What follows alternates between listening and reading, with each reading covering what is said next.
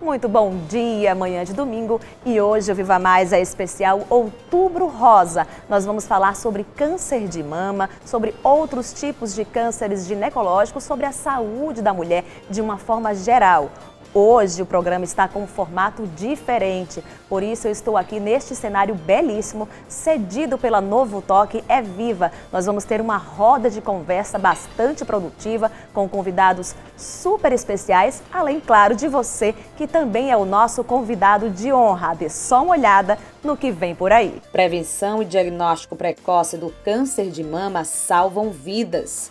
Veja também fake news que tanto atrapalham a saúde da mulher. E ainda, a vida após o diagnóstico de câncer, tratamentos e saúde emocional. O Viva Mais especial Outubro Rosa já está no ar.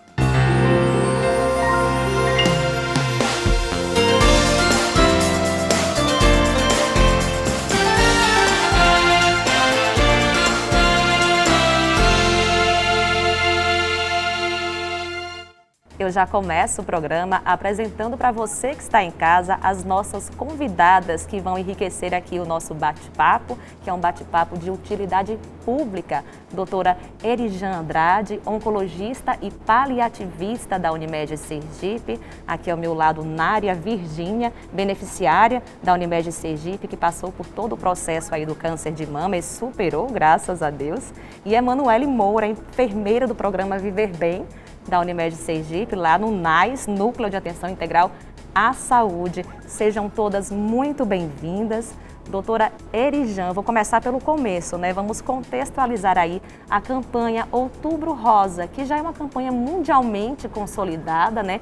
E que este ano ela se estendeu com o foco da saúde da mulher como um todo, né? A gente fala principalmente do câncer de mama, mas a coisa aumentou, né? Ganhou um volume maior aí para a saúde da mulher como um todo. Muito bom dia. Bom dia, é um prazer estar aqui mais uma vez, Karine, no seu programa. E falando de Outubro Rosa, Outubro Rosa é esse ano muito mais amplo, pois houve uma queda das mamografias, houve uma queda dos exames de rotina sendo feitos na pandemia. Então, por isso, o Grupo EVA, desde o mês passado, começou uma campanha para falar sobre cânceres ginecológicos e femininos. É verdade. E o câncer de mama, ele é o tipo que mais mata as mulheres, né? Quais são os dados e estatísticas aí atuais? Então, o câncer de mama faz 3 anos que ultrapassou o câncer de pulmão como o câncer mais evidente no mundo. Então, por ano, temos 2,2 milhões de mulheres com diagnóstico de câncer de mama, ultrapassando o pulmão, que vemos mulheres e homens mais ou menos na mesma quantidade, na mesma porcentagem. Então, em Sergipe, vão ser 530 mulheres diagnosticadas no ano de 2021. Um dado preocupante, né?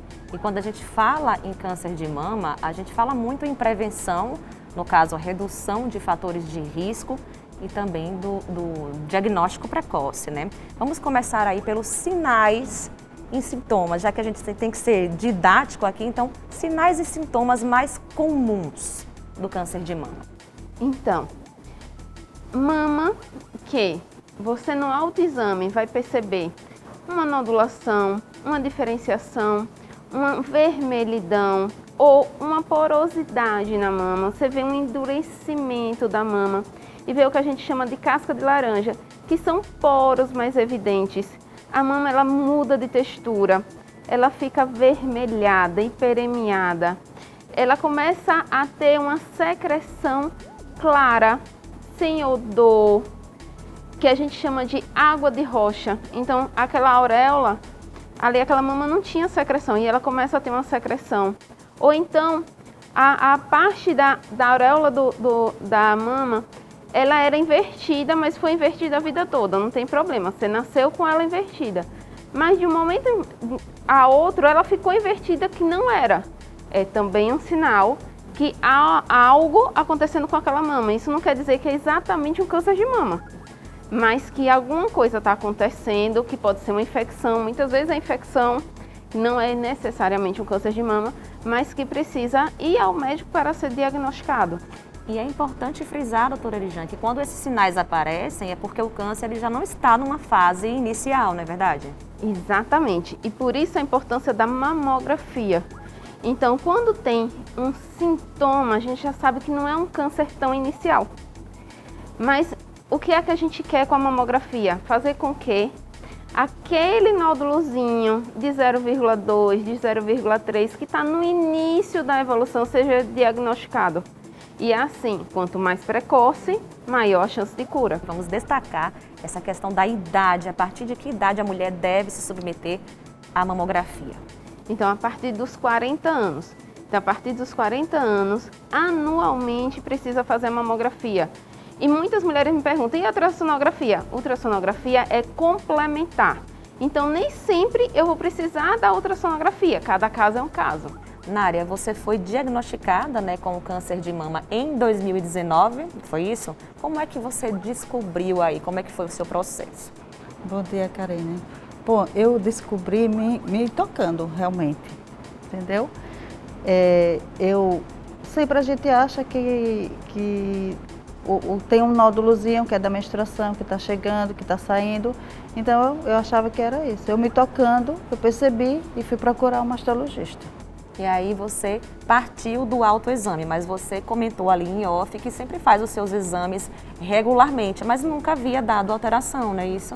Todos os anos eu faço mamografia e nunca deu alteração. Isso foi de um ano para outro, de 2018 a 2019. Doutora Elijan, falando aí tanto nessa palavra prevenção, o que de fato a gente pode prevenir quando o assunto é câncer de mama? Porque até onde a gente ouve falar, existem aí os fatores de risco que podem ser reduzidos. Conte aí pra gente essa história direitinho. Então, existem os fatores de risco e quando reduzidos eu vou ter uma proteção de quanto? De 30%. Então, se eu diminuir o tabagismo, não usar bebida alcoólica, fazer exercício físico, não comer comidas industrializadas, diminuir a quantidade de açúcar. Então, houve um estudo que saiu no final de novembro no Santo Antônio, que é o Congresso Mundial de Câncer de Mama, que falou que a gente aumenta o risco de câncer de mama se houver a ingesta de comidas com alto índice de açúcar.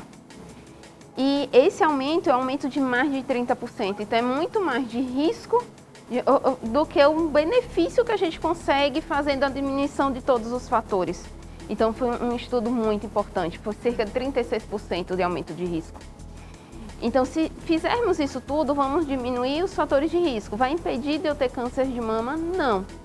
Mas vai diminuir o fator de risco e a gente sabe que diminuindo o fator de risco, até o câncer de mama vindo pode ser que não seja tão agressivo como viria se a gente tivesse todos esses fatores de riscos envolvidos. As pessoas têm ainda uma ideia equivocada, achando que a maior parte está ligada ao histórico familiar e não é assim que funciona, né? Exatamente. O maior fator de risco para câncer é idade, não é genética.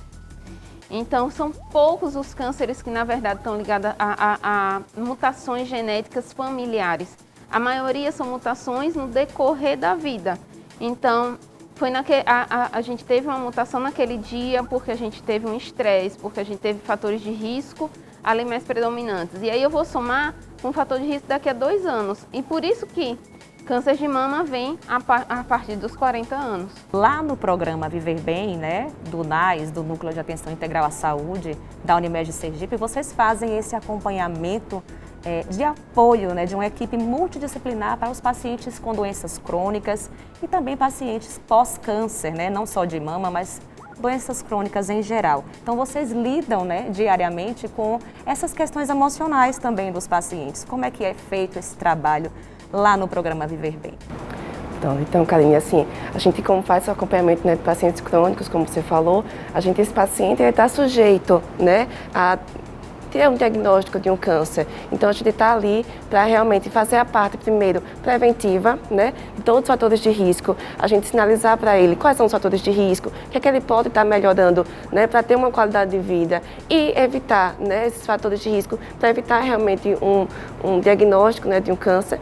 E se, né, nesse trabalho a gente faz, né, do acompanhamento passo a passo mesmo, de explicar a cada contada. A gente fala, ó, da vazalidade física, né? A atividade física é um fator importante para a gente prevenir várias doenças, inclusive o câncer.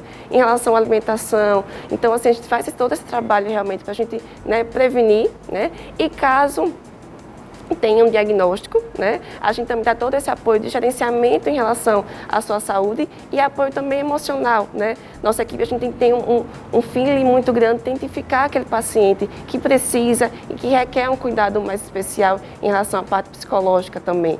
Então, o paciente oncológico ele tem que ter esse acompanhamento, faz parte também desse cuidado. Então, a gente sinaliza, dá esse apoio e toda a equipe acolhe para que ele realmente enfrente de uma forma bem positiva essa experiência. No próximo bloco, as lendas urbanas, as fake news que tanto atrapalham o diagnóstico precoce e o tratamento do câncer de mama. Não saia daí, o Viva Mais volta já já. Nossa vocação para cuidar de pessoas vem aqui de dentro e está por trás de todo o corpo clínico de excelência. Em meio a cada investimento em tecnologia e equipamentos de ponta e dos atendimentos e procedimentos cirúrgicos dos mais complexos. Mais humano, seguro e muito mais rápido. É o jeito de cuidar Unimed. Unimed Sergipe. Nosso cuidado vem de dentro.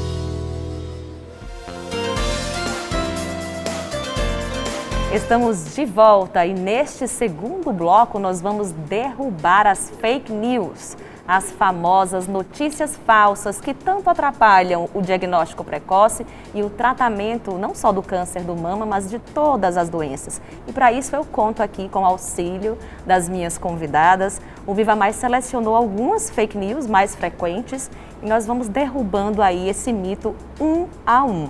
Vamos então para o primeiro grande mito. Próteses de silicone podem causar câncer de mama ou encobrir tumores em estágios iniciais.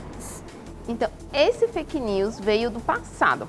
Então, no início das próteses mamárias, existia uma grande dificuldade em realizar as mamografias, o que veio a tomossíntese.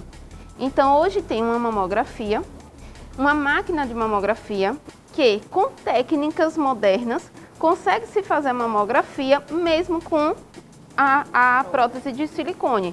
Então, você não consegue mais dizer, teve aquele nódulo por trás da cápsula e que não conseguiu ver.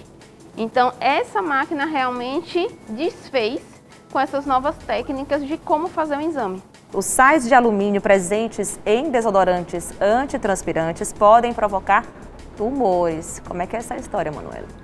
Isso aí também é um mito, né? Não tem nenhuma comprovação científica que o desodorante ele provoque realmente um câncer de mama. Então a gente fala que é um mito. É claro que aqueles pacientes que têm um diagnóstico de câncer de mama, que precisa fazer o tratamento, radioterapia, aí a gente realmente indica, né, tirar esse uso do desodorante, fazer um outro mais natural, realmente porque pode interferir no tratamento. Mas de provocar câncer de mama, isso é um mito. Todas as pacientes precisam fazer quimioterapia, não é verdade, né? Não é verdade. Então, se o diagnóstico for feito o mais precocemente possível, pode ser que só precise da cirurgia ou só precise da hormonioterapia. Então, quimioterapia não são para todas e existem quimioterapias diferentes. Então, depende muito do tipo do câncer de mama e do estadio que ele foi diagnosticado. Toda paciente com histórico familiar tem indicação para retirada das mamas para evitar o câncer. Isso ficou muito confuso com o caso da celebridade Angelina Jolie. Como é que é essa história aí? Então, existe uma mutação que hoje já é muito bem caracterizada, que é o BRCA. Então, temos BRCA1 e 2. Ele realmente aumenta muito o risco, não só de câncer de mama.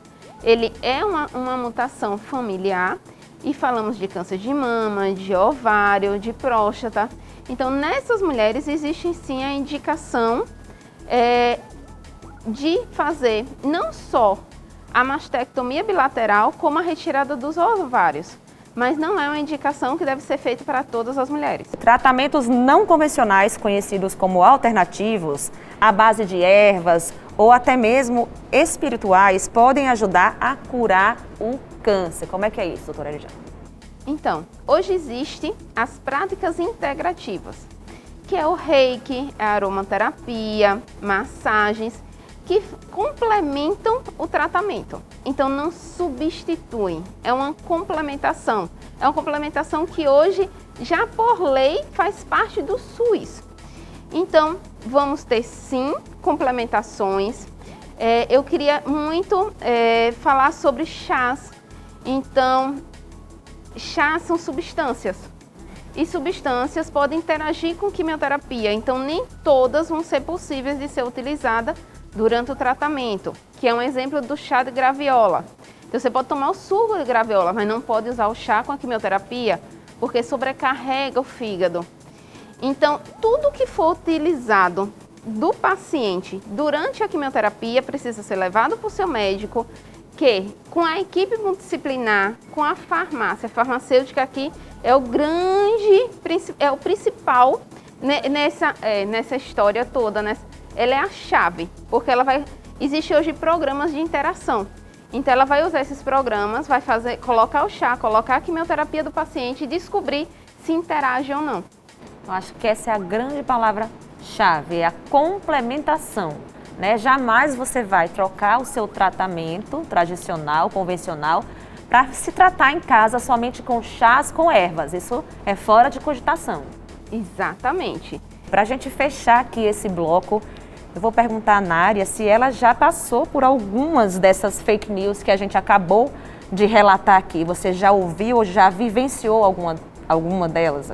Sim, sempre quando eu descobri, muitas pessoas vieram com chá milagroso, com garrafada, com muita coisa, mas eu realmente não. Fui para o médico e segui certinho o que a equipe me proporcionou. Há uma tendência, né, Nária, de acreditar, porque a gente fica aí vulnerável com o diagnóstico e esperançoso pela cura, então é uma linha bem tênue, né? Porque as pessoas querem fugir do tratamento, né? Elas acham que tomando não vai precisar fazer quimioterapia, porque quimioterapia é ruim e tudo. Aí quer fugir do tratamento, então coloca essas alternativas, mas nunca caí nessa. Sempre fiz meu tratamento e estou aqui hoje. Procura o médico. Procura o médico. E siga o que ele falar. A seguir, a saúde emocional das pacientes oncológicas, autoestima e rede de apoio. É daqui a pouquinho, logo depois dos comerciais. Nossa vocação para cuidar de pessoas vem aqui de dentro. Por isso, sabe onde o cliente Unimed encontra o melhor centro diagnósticos do estado? Aqui dentro, na própria Unimed. Aqui você tem à sua disposição todos os exames laboratoriais e de imagem, equipamentos com a mais alta tecnologia e segurança. E claro, o jeito de cuidar Unimed, que é muito mais humano. Unimed Sergipe, nosso cuidado vem de dentro. Estamos de volta e neste último bloco do programa nós vamos abordar aí a saúde emocional das pacientes oncológicas. E eu recebo agora mais um convidado especial, que é o Dr. Márcio Barreto, ele que é cirurgião plástico e também diretor de negócios da Unimed Sergipe. Seja muito bem-vindo. O senhor trabalha aí com a reconstrução das mamas, um ponto crucial, né, para a paciente com câncer. E hoje a coisa está bem diferente de anos atrás, não é verdade? Muito bom dia. Bom dia. É verdade. Nós temos percebido que nos últimos anos a cirurgia tem mudado drasticamente. Antigamente se faziam cirurgias muito radicais para grandes ressecções. Atualmente a gente percebe que esses procedimentos têm ficado cada vez mais leves, menos agressivos, o que permite que o paciente consiga passar por esse processo sem se sentir mutilado. E as expectativas aí são promissoras, né, para esse campo da cirurgia de reconstrução da mama. Sim. Se a gente olha a evolução da medicina, a gente vê que as cirurgias eram mais agressivas, hoje estão mais leves. E se você me perguntar qual o futuro do tratamento, é não operar mais. Vai chegar um momento que vai ter uma suspeita, uma intervenção rápida com medicação e acompanhamento multidisciplinar e não vai se operar. Eu espero acompanhar essa parte com vocês. Que ótima notícia, né, pessoal? Nós vamos exibir agora um vídeo enviado pela psicóloga Deise Peixoto, ela que faz parte do NAIS, Núcleo de Atenção Integral à Saúde da Unimed Sergipe, e ela vai abordar aí um pouco das questões emocionais, né, que envolvem as pacientes com câncer de mama. Nós vamos agora assistir ao vídeo e depois aí nós fazemos os comentários, tudo bem? Vamos lá. O diagnóstico do câncer de mama, como outros cânceres, acaba trazendo um impacto psicológico bem considerável. Então, as pessoas têm, né, o medo da doença, o medo do tratamento. Algumas vezes elas se perguntam por que aconteceu, por que comigo. Tem uma sensação de perda, né, porque afinal altera a rotina, altera o próprio corpo, né, e em relação a isso, principalmente no câncer de mama, né, acaba afetando a autoestima. Porque acaba, em muitos casos, né, na maioria deles, acaba tendo a cirurgia, então retira parcialmente ou totalmente a mama, que já é um órgão que é associado à questão da feminilidade, né, e também o tratamento, quando é necessária a quimioterapia, em alguns protocolos, acaba havendo a queda do cabelo. Então, o cabelo e a mama são dois aspectos que são muito associados ao feminino, à mulher, como se fossem até características que definissem. Então, essa ideia social e cultural acaba impactando, né, e fazendo com que muitas dessas mulheres se sintam menos femininas ou sintam que perderam, né, algumas características muito centrais. E em relação a isso, é muito importante que essas mulheres possam ter acesso a um acompanhamento multidisciplinar, né, acompanhamento psicológico durante o processo do tratamento, desde o diagnóstico, e também é essencial a rede de apoio. Como assim? Então é importante que essas mulheres tenham ao seu lado, né, durante todo esse processo, os seus companheiros ou companheiras, a sua família, amigos, pessoas de círculos sociais que elas frequentam, então do trabalho, ou da escola, depende da idade, da faculdade, ou da rede religiosa, né, que elas possam participar. E é muito importante que essas pessoas que estejam ao redor, elas sejam cuidadosas para não reforçar esses estigmas associados à doença. Então é isso, pessoal. A psicóloga deu informações aí, orientações super importantes, porque realmente, doutor Márcio, né, mexe muito com a questão da vaidade, da autoestima da mulher. E como o senhor relatou, hoje, graças a Deus, as coisas estão bem diferentes, né? E não é só a mama, é todo um conjunto, tem o cabelo também, então são vários aspectos, não é verdade? O vídeo me traz duas coisas importantes para comentar, é que assim, a gente não tem que tremer internamente quando a gente ouve a palavra câncer. A neoplasia, a doença, ela é altamente curável. A gente só tem que estar centrado de que tem toda uma rede, como a colega falou, tem toda uma rede de apoio que vai nos ajudar a chegar nesse momento de cura emocional e de cura física. E tudo tem o seu tempo na vida. A gente não vai dar a cura em 1 ano, em 2 anos ou em uma cirurgia. A cura é um processo. E o que o paciente tem que fazer é poder acompanhar a gente nesse processo. Muitas vezes a equipe multidisciplinar, ela vai te dar ferramentas, mas eu preciso que o paciente nos abrace e diz assim, vamos juntos. Outro aspecto que eu acho fundamental tocar é que ninguém é um pedaço. E aí a família precisa estar muito próxima disso. Tá? E se não tiver uma mama, você deixou de ser uma mulher? Se você não tiver uma mama, você deixou de ser desejada, de ser amada? Então, são aspectos que eu preciso que a família chegue junto e valorize todo o conjunto. A relação é um ser inteiro. E às vezes o próprio paciente, se coloca num momento de fragilização, porque ele perdeu um pequeno pedacinho que não será percebido nem pelo outro, nem pela sociedade. É verdade. Nádia, eu vou perguntar para você agora, né, que vivenciou toda essa experiência do diagnóstico ao tratamento, teve aí a retirada total das mamas, queda do cabelo. Como é que foi para você aí enfrentar todo esse processo? Então, foi bem como a doutora no vídeo falou, né? a gente realmente fica impactada com a queda do cabelo. A gente para ir num shopping ou em alguma festinha assim, sem o cabelo, o pessoal olha diferente. Então, às vezes eu preferia até botar a minha peruca, porque eu me sentia melhor. Eu não seria assim, seria diferente de ninguém, porque o pessoal olha no mercadinho, quando você vai, todo mundo observa isso. E também o apoio da família, é muito importante isso, muito importante. A família tem que dar realmente apoio. Eu tive muito apoio do meu esposo, das minhas irmãs, todas estavam comigo no meu tratamento. E isso é que evoluiu para eu poder ter uma cura. Mas hoje eu estou bem, graças a Deus, já fiz todo o processo e isso foi muito importante. Está aqui para contar a história para todos nós e provar que é possível sim, o câncer tem cura. Gente, quando ele é descoberto em fase inicial, as chances são muito maiores. Por isso que a gente bate tanto nessa tecla do diagnóstico precoce, né? Do autocuidado, de se olhar, de se tocar, de fazer seus exames regulares. Emanuele, e esse acompanhamento, ele se estende também aos familiares, porque mexe com toda a família, né? E a Unimed Sergipe, ela preza muito pela questão da humanização do atendimento. Então, vocês têm uma equipe ali preparada para dar esse suporte, né? Esse apoio emocional também ao paciente que está passando por esse problema. Com certeza. Então, é como a gente estava conversando aqui, é um núcleo de apoio realmente. Então, toda a família passa pelo processo, né? Não é só o paciente. Aquela família também está acometida e precisa também dessa atenção.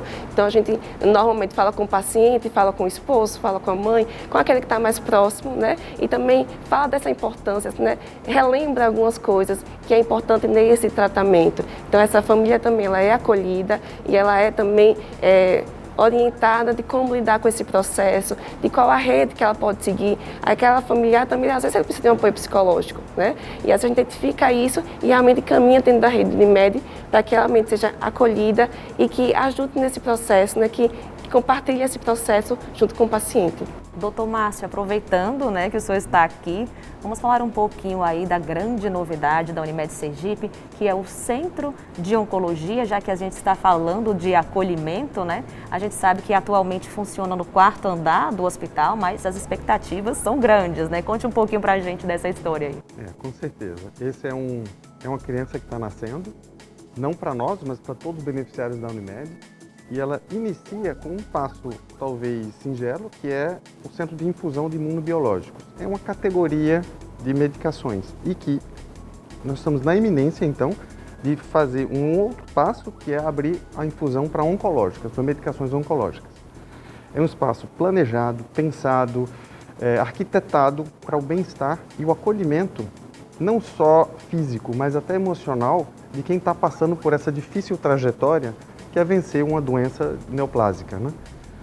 É um esforço de muitas mãos, né? Foi pensado na diretoria anterior e essa diretoria, apoiando, colocou o menino para correr.